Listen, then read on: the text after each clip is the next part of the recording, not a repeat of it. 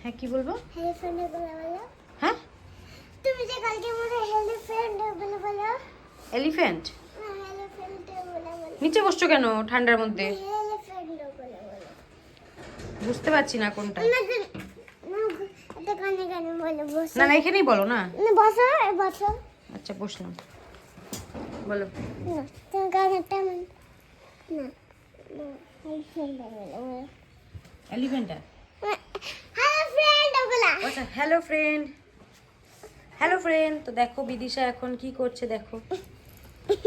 আচ্ছা তো মানে আমি হ্যালো ফ্রেন্ড বলিনি, তার জন্য বলছে যে হ্যালো ফ্রেন্ড বলতে। আচ্ছা তো বললাম এই যে হ্যালো ফ্রেন্ড, দেখো বিদিশা কি করছে দেখো। কি করছো বলে দাও তো সবাইকে, শোনো বলো। দেখো অবস্থা দেখো, এই দেখো ব্যাগের মধ্যে কি আছে দেখো। আমি নিজেও জানি না ব্যাগের। আচ্ছা দেখাও সবাইকে, একটু দেখাও। না আচ্ছা দেখাবে না। এই ব্যাগের মধ্যে সমস্ত জিনিসপত্র নিয়ে আমার ঢোকানো, আর এটার মধ্যে হচ্ছে আমার যত, দেখো কত কিছু। এগুলো ধরতেও দিবে না, দেখো কেমন করে।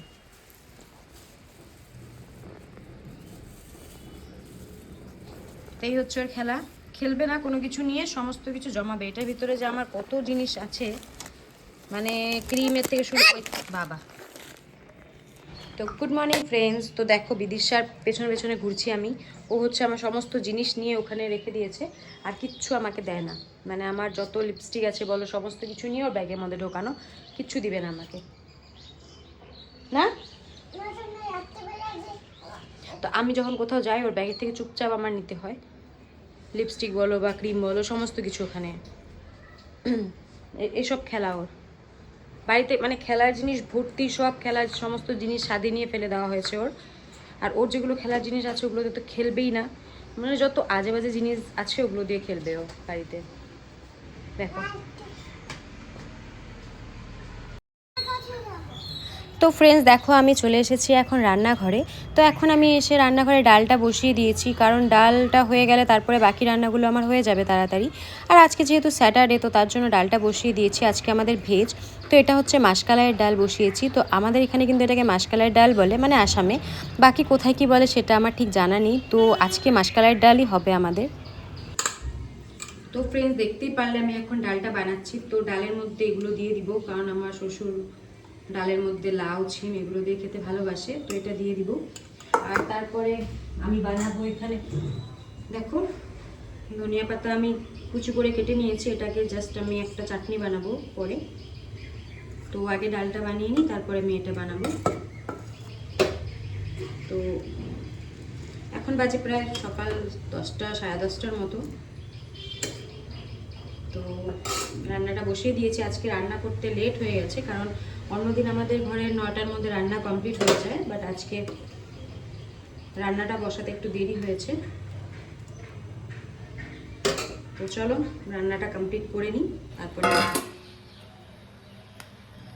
তো দেখো ফ্রেন্ডস ধনিয়া পাতাগুলো আমি এখানে দিয়ে দিয়েছি, আর এখানে আমি লঙ্কা নিয়ে নিচ্ছি 3টা, কারণ বেশি ঝাল আমাদের বাড়িতে কেউ খায় না, তো তার জন্য 3টা লঙ্কাই দিচ্ছি। তো আমি এটাকে এখন একটু পেস্ট বানিয়ে নিব, তারপর আমি ভাজবো এটাকে। তো চলো পেস্টটা বানিয়ে নিই।